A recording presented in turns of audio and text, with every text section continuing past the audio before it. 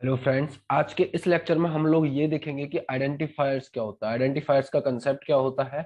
Lecture को start करने से पहले अगर आप लोगों ने अभी तक इस चैनल को सब्सक्राइब नहीं किया है तो मेरी आपसे बस यही रिक्वेस्ट है कि प्लीज इस चैनल को सब्सक्राइब करके बेल आइकन को प्रेस कर दें और इस सी लैंग्वेज की प्लेलिस्ट को आप लोग बुकमार्क कर लें ताकि आप लोग किसी भी वीडियो को मिस ना करें।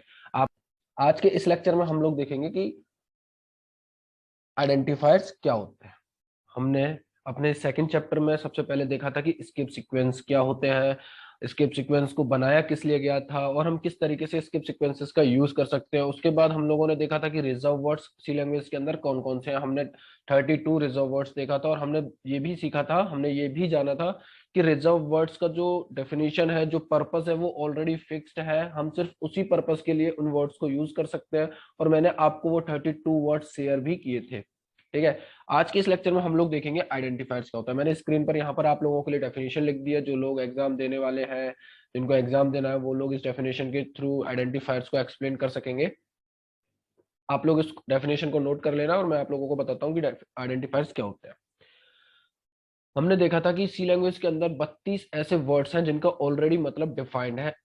फॉर एग्जाम्पल, अगर हम रियल वर्ल्ड की बात करें तो कारपेंटर का क्या यूज होता है वो आप लोगों को पता है। डॉक्टर किस लिए यूज में आते हैं और मैकेनिक्स का क्या यूज होता है। तो अगर हमें कभी कारपेंटर की जरूरत होगी तो हम कारपेंटर को बुलाएंगे ना कि मैकेनिक को। मैकेनिक की जरूरत होगी तो हम मैकेनिक को बुलाएंगे ना कि डॉक्टर को। तो जिस तरीके से इन लोगों के अपने अपने रोल फिक्स है, ऐसे ही सी लैंग्वेज के अंदर उनके 32 जो वर्ड्स हैं, कीवर्ड्स हैं, उनका पर्पस ऑलरेडी फिक्स्ड है। वो अपने अपने काम के लिए ही यूज होंगे। ओके। इन 32 वर्ड्स के अलावा हमें कुछ और भी पर्पसेस होंगे। इन 32 वर्ड्स जो होते हैं वो हमें पता है कि 32 पर्पस है उनके, 32 पर्पस के लिए यूज किए गए। लेकिन उन 32 पर्पसेस के अलावा हमारा भी कुछ यूज होगा सी लैंग्वेज के अंदर जो हम चाहते हैं कि हमारे अकॉर्डिंग हो और उसको हम अपनी तरीके से डिफाइन करेंगे।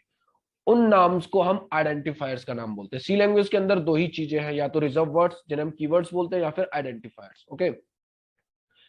अब आइडेंटिफायर्स कुछ भी हो सकता है, लाइक वेरिएबल का नेम हो सकता है, एरेज का नेम हो सकता है, आपके फंक्शन और स्ट्रक्चर्स के नेम हो सकते हैं।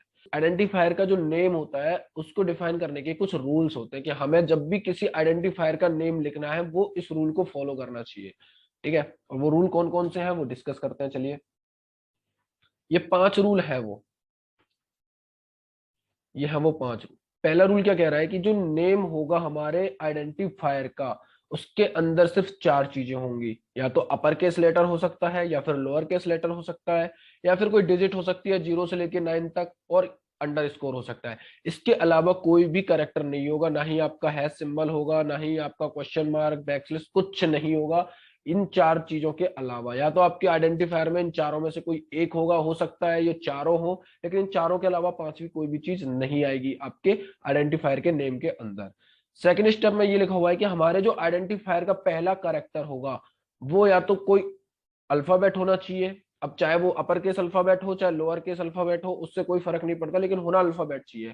या फिर अंडर स्कोर होना चाहिए। इसके अलावा हमारा कोई भी आइडेंटिफायर का नेम डिजिट से स्टार्ट नहीं होगा। ओके। तीसरा रूल क्या है कि हमारा ये जो आइडेंटिफायर का नेम है वो हमारे किसी भी कीवर्ड के नेम पर नहीं होना चाहिए। जो हमने अपने 32 कीवर्ड्स देखे थे, उम्मीद है आप लोगों ने उन कीवर्ड्स को अभी तक अपनी फिंगर टिप्स पे याद भी कर लिया होगा। तो हम जब भी किसी आइडेंटिफायर का नेम डिक्लेयर करेंगे तो हम उनमें कीवर्ड्स के नेम को नहीं लिखेंगे। हमें इस चीज का ध्यान रखना है।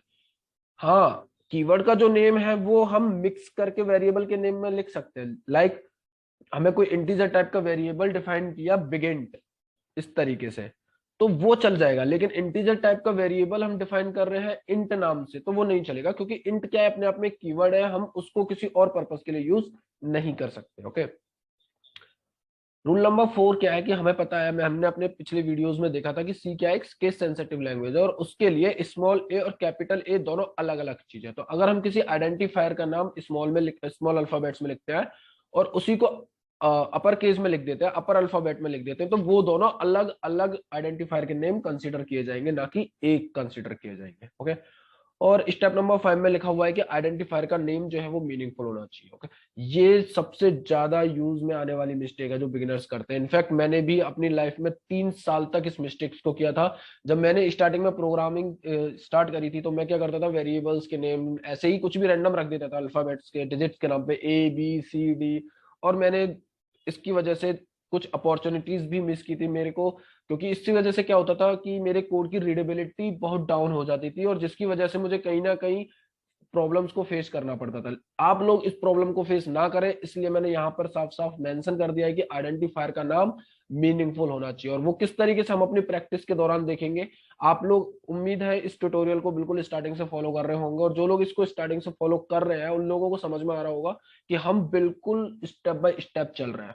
ओके, हमने अभी तक कोई भी चीज मिस नहीं करी है। जिन लोगों को अभी तक के वीडियोस में कुछ डाउट है तो उन लोगों को टेंशन लेने की कोई जरूरत नहीं है। मैं बस उन टर्मिनोलॉजीज को बता रहा हूं जो कि हमारे सी लैंग्वेज में आने वाले चैप्टर्स में यूज होंगे। आपको अगर कोई चीज समझ में नहीं आ रही है तो कोई दिक्कत नहीं है, जब हम आगे प्रोग्राम्स बनाएंगे तब मैं वहां पर इन सारी चीजों को रिपीट करूंगा, तब आप लोगों को एग्जाम्पल के साथ ज्यादा अच्छे से समझ में आएगा। ओके, अभी मैं क्या करता हूँ, मैं कुछ यहाँ पर आपको आइडेंटिफायर्स के नेम दिए हुए हैं, आप लोगों को बस ये जल्दी से लिख लेना है कि कौन से आइडेंटिफायर का नाम सही है, वैलिड है, और कौन से आइडेंटिफायर का नाम इनवैलिड है। मैंने यहाँ पर 5 दिए हुए हैं, आप लोग स्क्रीन को पॉज करके लिख लेना। ओके, उम्मीद है आपने अभी तक लिख भी लिया होगा कि 5 आइडेंटिफायर्स के नेम में से कौन कौन से आइडेंटिफायर के नेम वैलिड है और कौन कौन से आइडेंटिफायर के नेम इनवैलिड है। जो हमारा पहला आइडेंटिफायर है उसमें हमने लिखा है 5BC। ओके, मैंने मैंने आपको बताया था अपने सेकंड रूल के अंदर कि हमारे जो आइडेंटिफायर का नेम होगा वो या तो किसी अल्फाबेट से स्टार्ट होगा या फिर किसी अंडर स्कोर से स्टार्ट होगा। अल्फाबेट चाहे स्मॉल केस में हो चाहे अपर केस में हो, हमें उस चीज से कोई मतलब नहीं है। बस पहला जो कैरेक्टर है वो या तो अल्फाबेट होना चाहिए, अंडर स्कोर। यहाँ पर क्या है, डिजिट। तो ये क्या है, ये एक इनवैलिड आइडेंटिफायर का नेम है। ओके, सेकंड आइडेंटिफायर के नेम की बात करें तो ये क्या है, इंट। और जिन लोगों ने मेरे कीवर्ड वाले लेक्चर को देखा होगा तो उन लोगों को पता होगा कि इंट क्या है। इंट एक कीवर्ड है, और हमने अपने थर्ड रूल के अंदर बताया था कि हमारे किसी भी आइडेंटिफायर का नाम कीवर्ड के नाम पर नहीं होगा, तो हम इसको भी इनवैलिड डिक्लेयर कर देते हैं। Okay, identifier name number third, मैंने बताया था अपने फर्स्ट रूल के अंदर कि हमारे आइडेंटिफायर के नेम के अंदर या तो अल्फाबेट्स होंगे या डिजिट होगी या फिर अंडर स्कोर, इसके अलावा और कुछ नहीं होगा। यहाँ पर क्या है, हैश, और हैश उन चारों में से किसी के अंदर बिलोंग नहीं करता है, तो ये क्या है, ये भी एक इनवैलिड आइडेंटिफायर है। ओके, स्टेप नंबर 4, एवरेज और नंबर के बीच में यहां पर क्या है, स्पेस, और स्पेस भी अलाउड नहीं है गाइस। मैंने आप लोगों को बताया था कि स्ट्रिक्ट रूल है वो, जो मैंने आपको रूल नंबर 1 में बताया था कि वो 4 चीजों के अलावा और कुछ नहीं आएगा। उन कुछ में स्पेस भी इंक्लूड होता है कि हम अपने आइडेंटिफायर के नेम के बीच में स्पेस भी नहीं लगा सकते। यहाँ पर अगर अंडर स्कोर होता इस तरीके से तो ये एक वैलिड आइडेंटिफायर हो जाता, लेकिन यहाँ पर क्या है, स्पेस, और ये क्या है, इनवैलिड आइडेंटिफायर का नेम। नंबर, पहले रूल को ये बिल्कुल फॉलो कर रहा है। पहला जो करेक्टर है वो भी एक अल्फाबेट है। ओके, ये भी फॉलो हो रहा है।